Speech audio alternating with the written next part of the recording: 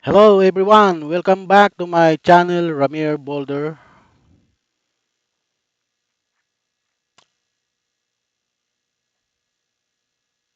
Dapat bang suspindihin ang pagdinig ng ICC sa kaso ni Pangulong Rodrigo Duterte dahil sa kanyang kondisyon?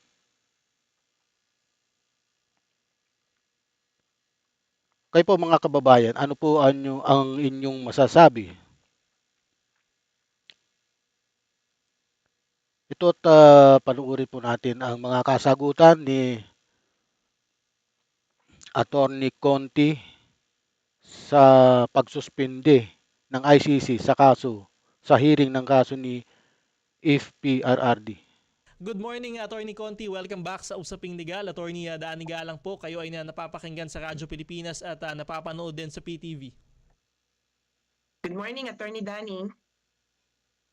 Attorney, ito sinabi ho ng kampo ni dating Pangulong Duterte na siya ay may cognitive deficiencies at hindi na ho Ah, Cognitive deficiencies daw po ang ginawang rason ni Nicholas Kaufman sa patuloy na pagdinig sana ng kaso ni Pangulong Rodrigo Duterte, pero ito po ay suspendido muna. fit to stand trial. Ano ho ang reaksyon nyo dito at naniniwala po ba kayo sa pahayag na ito? Sa totoo, medyo hindi pa kami kumbinsido kasi kontra dyan yung sinasabi ng kapamilya na nag-update pagkatapos Ako rin po, hindi rin po ako kumbinsido ron dahil ang usaping ito ay napakainit po sapagkat marami po sa ating mga kababayan ang biktima ng malawakang ah, malawakang patayan nung panahon ng drug war na pinamumunuan ng ating mga kapulisan. Sa utos po ng ating pangulo 'yan. nilang lumabas sa detention facility. Ang pinakahuli, September 9 yata, sabi ni Kitty Duterte, meron bang problema yung tatay mo nung tinanong siya? Sabi niya, wala. There is no need to worry about my father health-wise. Kaya tingin namin sa isang banda, mukhang drama lang ito. Ah, Tingin din po ng mga sumusuporta sa paglilitis na 'yan na pinapatigil nga ni Nicholas Kaufman ang abogado ng dating Pangulong Rodrigo Duterte ang hearing sa International Criminal Court dahil sa lumalalang kalusugan ng kanyang kliyente. Ang ICC Pre-Trial Chamber ay nagpasya na pagpaliban ang confirmation of charges hearing na orihinal na itinakda sa Setyembre 23, 2025 matapos makumbinsi ni Kaufman na si Duterte ay hindi fit to stand trial. Hindi raw po fit sa isang pagdinig. Ako po hindi naniniwala rito. Strategy lang po nila ito.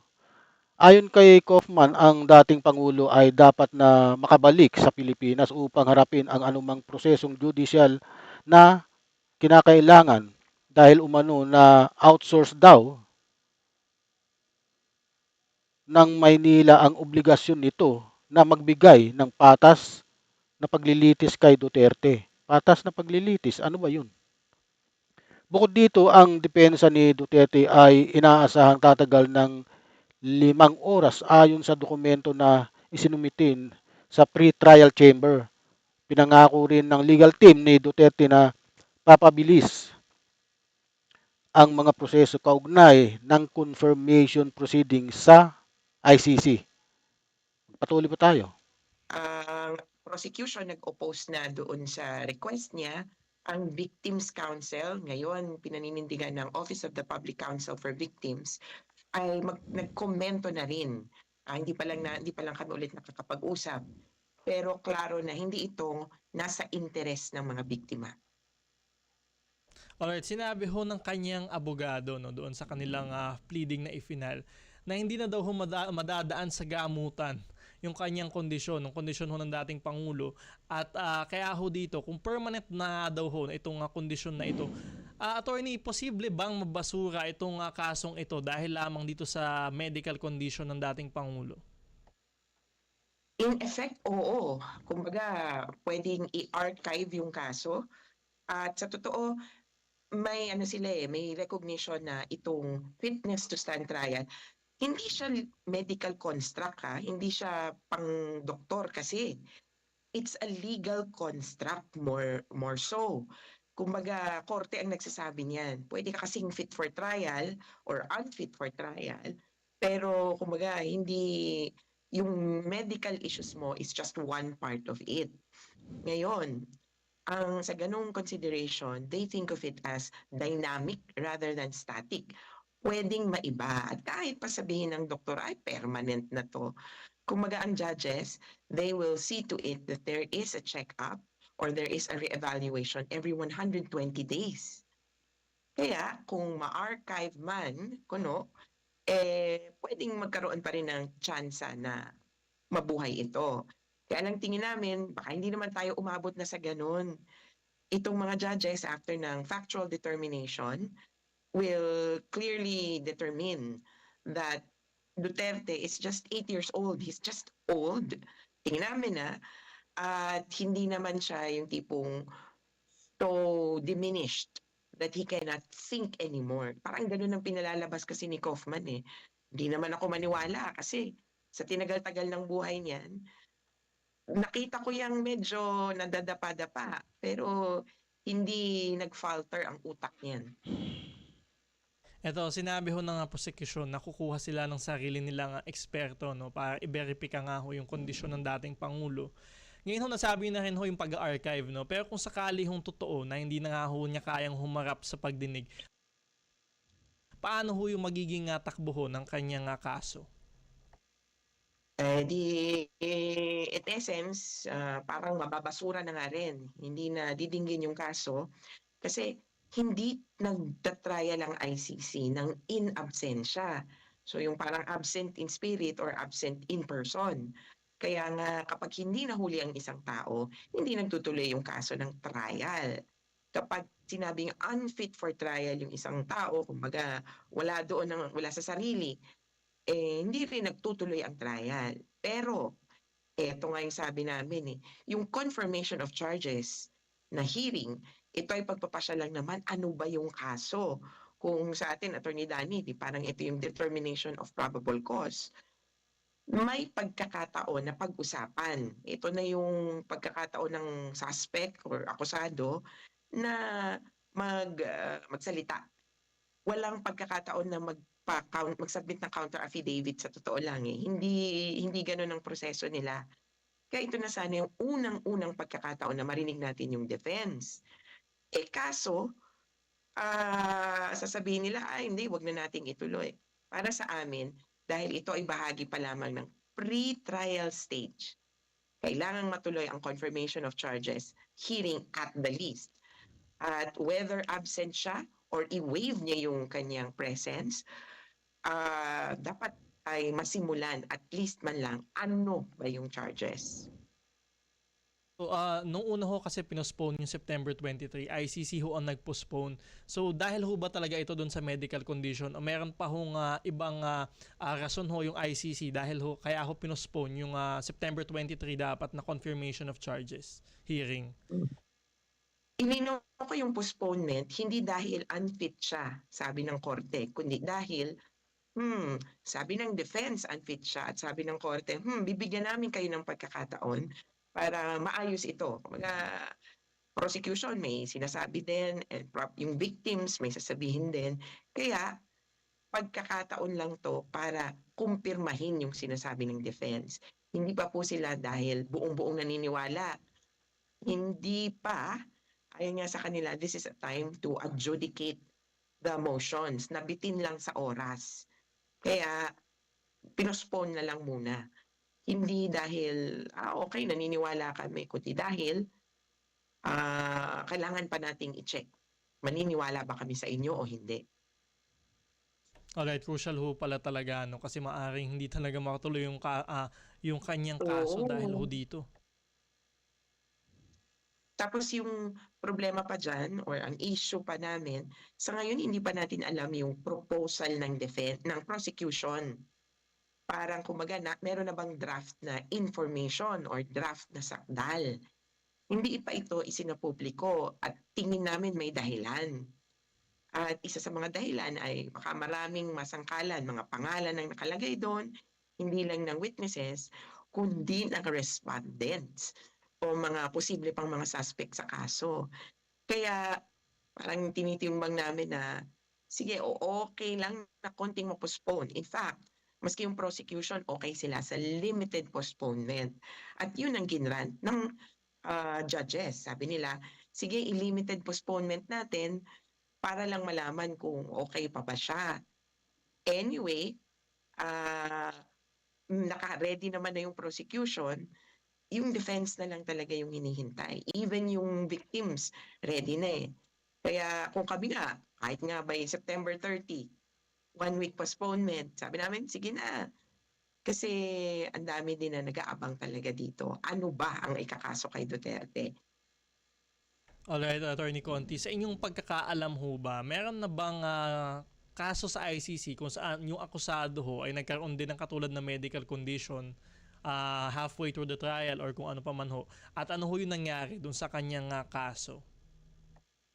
Sa nire-raise ni Duterte, wala pa exactly na cognitive impairment on multiple domains, sabi nga ni Kaufman. Yung iba, na-raise nila ito as fitness to stand trial dahil may PTSD. So, post-traumatic stress disorder. May isa na sinasabing na naapektuhan na aking mental capacities. Kasi nirecruit ako na child soldier, kaya kalaunan, ako ang nag-recruit ng child soldier, parang ganon. Kaya hindi na bago sa korte yung sinasabing fitness to stand trial. Pero baka medyo bago-bago yung unfit ako kasi matanda na ako or yun nga, may cognitive impairment. Ito medyo, ako tingin ko sasabit sila sa isang banda kasi hindi ko alam kung aabot ito. Hindi siya mental disorder eh. Di ba? Parang, kumbaga sanay tayo minsan nasasabihin, may ganito siyang personality disorder, may ganito siyang, yun, post-traumatic stress disorder. Hindi disorder ang sinasabi ni Attorney Kaufman, kundi naging ulyanin na, kumbaga, ang hirap na daw kausap, hindi na nakakaalala, may ibang hindi na ginagawa. Kumbaga, sabi ko nga, ano ba itong executive functions? Hindi na lang ba nakaka-toothbrush? Hindi na lang ba kumbaga nakakagalaw? Bago ito in the sense na sinasabi nilang, he's too old. Tingnan namin, parang yun yung punto eh. Bakit ba nagkaroon ng cognitive disorder? Kasi matanda na. Pero hindi ko alam kung paano ito i-appreciate ng ICC. Alam ko para sa kanila, as much as possible, matuloy ang kaso as a measure of justice, not only for the victims, but also for the accused. Ito dahil ho dun sa kanyang sinasabing medical condition na in layman's term parang sa atin nag-uulyanin nga ho no. Posible po bang pagbigyan ng ICC yung kanyang interim request for interim release kasi ho ito pending pa rin ho ito hanggang ngayon ho, di ba? Dun sa binibenta ngayon ni Attorney Kaufman na dapat siyang palayain muna para umoke, medyo kukontra din kasi sinasabi niya medyo permanente na at hindi na ito magagamot whether lumabas siya o hindi. Kaya parang sa totoo kaya hindi din kami masyadong aware dahil ang daming redactions. At ang unredacted portion ay napapakita lang sa prosecution team mismo at saka sa defense at saka sa judges. Sa bahagi ng mga biktima, kung ano ang alam ng publiko, yun din yung alam namin. Ang, kumbaga, ang mga detalye pa niyan ay sila-sila ang may alam, siguro, also to protect the privacy of Duterte and to ensure that, I mean, his rights are fully protected. Pero dun sa alam natin, Wala eh, hindi consistent. Iba yung sinasabi ng kapamilya, dun sa argument na kailangan palabasin para gumaling, eh di, sige palabasin, pero dapat Sayang na. matuloy yung trial. Dahil gagaling na eh, yun yung pangako. Ano ba talaga, inconsistent yun dun sa isa pang request ni Kaufman na permanent or kumbaga indefinite na adjournment. Eh sabi ng ICC, teka muna nga, sabi ng judges, pagpaliban muna natin yung September 23, ayusin muna natin ulit yung kumbaga tests. May isang bahagi kasi dyan na pwede pang magdagdag ng tests so far na CT scan na siya, na MRI na siya, na pa-check na siya sa psychiatrist, pero lahat yon halos sa parte ng defense. Wala pang input, wala pang nasasabi yung prosecution, kaya naghahanap sila ng experts. Sabi nila, kami din. At ako tingin ko kalaunan ng isang option dyan ay mag-a-appoint yung pre-trial chamber ng panel of experts para sarado na yung issue kumbaga. Alright, medyo madami pa hong mga pagdadaanan, no? Attorney Conti, kung sakali ma-archive yung kaso kay dating Pangulong Duterte, yung hubang mga ibang akusado, let's say Senator Bato de la Rosa, maaari hubang magpatuloy yung kaso ho sa kanila? Yes, these cases are treated separately, maliban kung within the same charge sila. Sa ngayon, mag-isa pa lang naman si Duterte, kaya yung charges kay Bato, forthcoming pa. Ang pag-issue ng warrant of arrest sa kanya, tingin namin will come soon enough. So if the case is archived against Duterte, eh siya lang naman yung unfit for trial eh. Yung iba, hindi naman, cannot benefit from the same quote-unquote defense or statements. Kaya sana matuloy ang issuance ng warrant of arrest kay Duterte, kay Bato de la Rosa at iba pa. At yun, talagang siguradong magtuloy. Ito, panghuli na lamang ho, ano ho yung mensahe nyo sa mga biktima ng war on drugs na nag-aabang ho dito sa kahihinatnan ng kaso hong ito? Naku, pasensya na po, pero hintay-hintay lang dahil marami pang pakuti-kuti itong defense. At nabanggit Parang ano eh, yung tunog ng pananalita ni Attorney Conti eh nakaka nanghihinayang sila. Baka hindi daw matuloy ang paglilitis kay Rodrigo Duterte dahil nga sa tinatawag na cognitive deficiency. Ang cognitive deficiency ay tumutukoy sa mga kondisyon o estado ng pag-iisip na nakakaapekto sa kakayahan ng isang tao na mag-isip, matuto at magproseso ng impormasyon. Maaaring ito ay sanhi ng iba't ibang kadahilanan. na rin namin sa kanila ito na ito ay ating hihintayin dahil mas malinamnam para sa atin yung trial. Kumbaga, doon mapapatid ang uhaw sa hustisya. Sa minimum, malalaman natin ang katotohanan. Kawawa naman yung mga biktima rito kung sakaling hindi matuloy ang trial na ito. Pero, marami tayong pagdadaanan bago makarating doon. Kaya kapit lang ang application para makilala ng biktima. Sa ICC kasi hindi naman lahat kikilalaning biktima, kaya nga may application. Kaya maaring biktima kayo ni Duterte, pero para formal na mag-participate sa kaso, bukas pa rin naman po yung initial deadline natin, meron pa pong susunod. Kaya hintay-hintay lang. At para sa publiko, naku, wag po tayong kumbaga, paluloko o mahuhulog dun sa naratibo. Kasi baka masyado naman tayong nagko-concentrate dun sa akusado, nakakalimutan natin ang mga biktima at ang pangkalahatang panawagan sa hustisya.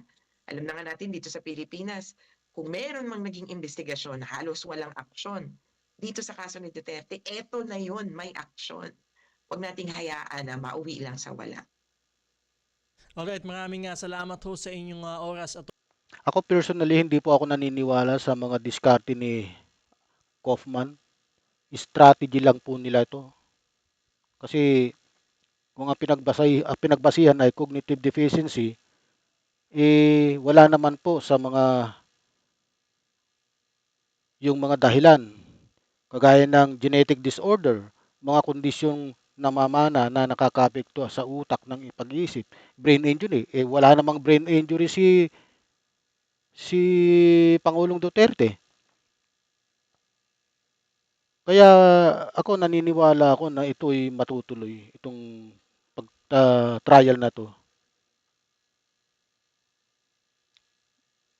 Kaya ano po ang inyong opinyon? Salamat po sa pakikinig sa aking vlog. Mabuhay po tayo.